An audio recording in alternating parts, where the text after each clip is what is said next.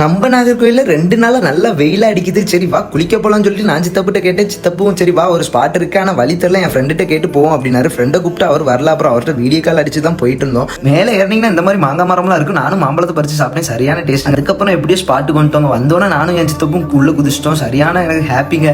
அப்புறம் நானும் என் தம்பிகளோட சறுக்கு மரம்லாம் விளையாண்டுட்டு ஜாலியாக இருந்தோம். அப்புறம் கொஞ்ச நேரம் கழிச்சு பார்த்தேன் என் தம்பி அண்ணே தண்ணிக்குள்ள ஒரு 100 ரூபா இருக்குனே அப்படின்னா நம்ம சித்தப்பு ஓடி போயிட்டு அந்த 100 ரூபா எடுத்துட்டு 100 ரூபா அப்படின்னு சொல்லிட்டு ஜாலியாக இருந்தாரு. இந்த ஸ்பாட்டுக்கும் கொஞ்சம் மேலே போனீங்கன்னு வைங்களேன், ஒரு அருவி மாதிரி இருந்துச்சுங்க. சரி வா சாப்பிடலாம்னு சொல்லிட்டு நான் என் சித்தப்பு தம்பிங்களாம் சேர்ந்து சாப்பிட்டோம். புரோட்டால சால்னாலாம் ஊற்றி எடுத்து சாப்பிட்டோம். சரியான டேஸ்ட்டுங்களை. காட்டில் உட்காந்து சாப்பிட்டாலே ரொம்பவே டேஸ்ட்டாக தாங்க இருக்கும். அப்புறம் நாங்களும் குளிச்சு எடுத்துட்டு வீட்டுக்கு கிளம்பலாம் போது நம்ம சித்தப்பா சக்கப்பழ மரத்தில் ஏறிக்கிட்டு சக்கையை பறிச்சு கீழே போட்டார். சரி வாங்க அதையும் எடுத்துட்டு போவோம்னு சொல்லிட்டு கிளம்பிட்டோம். அந்த ஹிடன் ஃபால்ஸ் எங்க கரெக்டாக லொக்கேட் ஆயிருக்குன்னா நம்ம ஜேம்ஸ் காலேஜுக்கு பக்கத்துல ஓடி இப்படி போனீங்கன்னா அந்த தென்னந்தோப்பு ஒட்டி போனீங்கன்னா ஒரு கல்பாறை மாதிரி வருங்க. அந்த கல்பாறையிலேருந்து கொஞ்சம் மேலே ஏறி போனீங்கன்னா ஜேம்ஸ் காலேஜோட அந்த காம்பவுண்ட் வரும். அந்த காம்பவுண்ட் ஒட்டி கொஞ்சம் மேலே நடந்து போனீங்கன்னா வழித்தடம் வருங்க. வழித்தடம்